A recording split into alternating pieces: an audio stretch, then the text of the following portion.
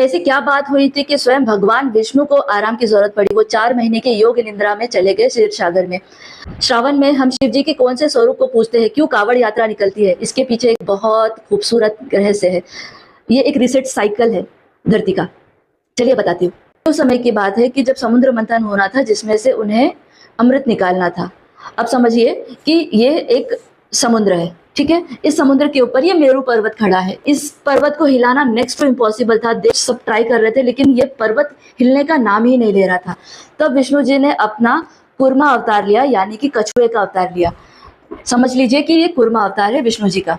अब वो गए इस मेरू पर्वत के नीचे और अपनी पीठ पर ये पूरा मेरू पर्वत उठा लिया, ठीक है। अब इसे हिलाना थोड़ा आसान हो गया। एक तरफ से दानव खींच रहे थे, एक तरफ से देवता खींच रहे थे, और इसका चर्निंग स्टार्ट हो गया।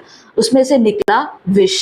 अब विष से होता है धरती का विनाश। विष फैल जाएगा तो ये धरती नष्ट, ब्रह्मांड नष्ट हो जाएगा। तो शिव जी आए अपने भोले स्वरूप में और बोले, ये हलाहल विष मैं पीऊंगा। अब उन्होंने ये विष पी लिया, और ये विष पीने के बाद उनका गला पूरा नीला पड़ गया। इनके इसी स्वरूप को कहा जाता है नीलकंठ स्वरूप, जो हम श्रावण में इन्हें पूजा जाता है। इसलिए कांवड़ यात्रा भी निकलती है जब श्रद्धालु मटके में पानी भर करके शिव जी को चढ़ाने जाते हैं। जब हम लोग शिव जी के ऊपर जल, दूध, दही अर्पित करते हैं, क्योंकि उनकी थोड़ी सी तो तृष्णा शांत हो।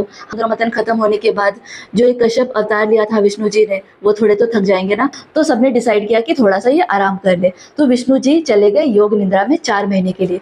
जब धरती का मैनेजर यानी कि प्रिजर्वर स्वयं विष्णु जी अगर सोने चले गए, तो ये धरती का कार्यभार संभालेगा कौन? ये धरती चलेगी कैसे, शुभ काम होगे कैसे? इसलिए 4 महीने शुभ काम नहीं होते हैं, जैसे कि शादी, मुंडन, गृह प्रवेश, ये सब अच्छी चीजें नहीं होती, क्योंकि वहां पे विष्णु जी की उपस्थिति की बहुत जरूरत होती है। सब देवता लोग ने डिसाइड किया कि हम एक एक करके धरती का कार्यभार संभालेंगे।